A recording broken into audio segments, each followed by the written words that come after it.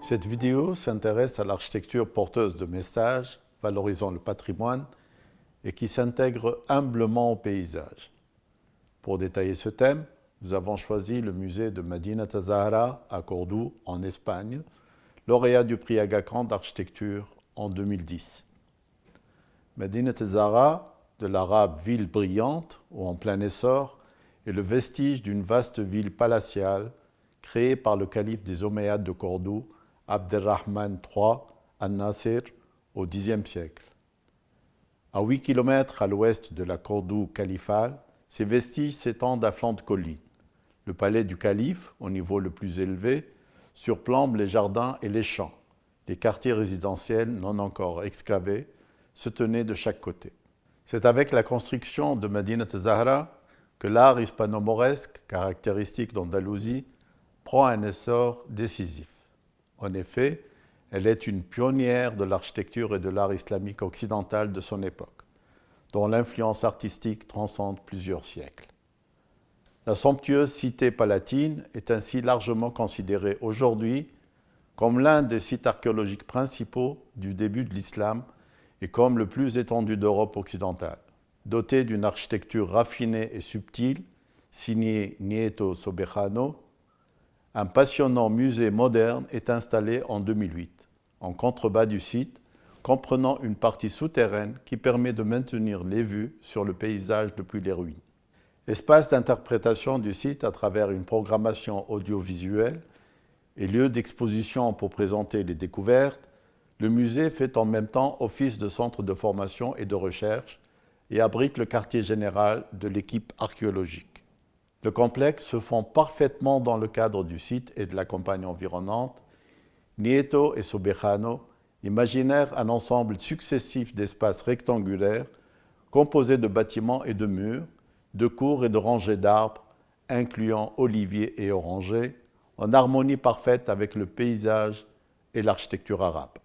Comme point de départ, les architectes sont partis des plans au sol de 3 bâtiments mis au jour, comme si le musée avait attendu d'être découvert. Le concept est de simuler une fouille archéologique, incorporant particulièrement des éléments de l'architecture islamo-andalouse interprétés grâce à une écriture moderne. Le langage formel et les matériaux utilisés dérivent de ce concept.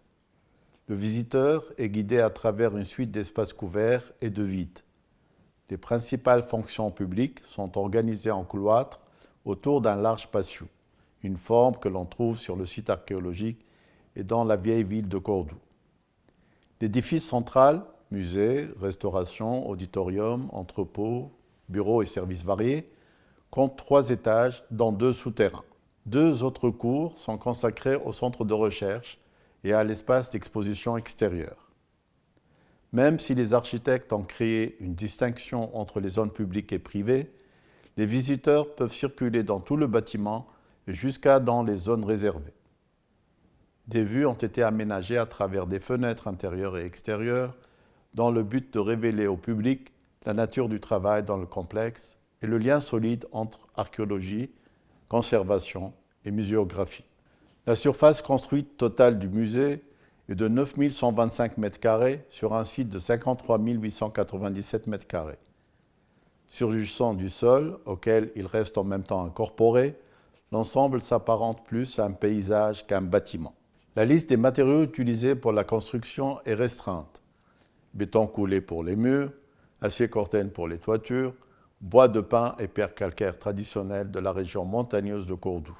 Ces matériaux et la simplicité des détails utilisés, associés à un intérieur aux murs habillés de teck et à une cour pavée, rappellent les murs de soutènement grossier et les structures provisoires visibles sur les sites archéologiques. Avec humilité et éloquence, le musée Medinat Zahra, mis au service de l'héritage dévoilé sur le site auquel il est organiquement connecté, a su projeter dans le futur la vieille ville de Cordoue, considérée comme représentante de l'âge d'or de la culture musulmane en Espagne.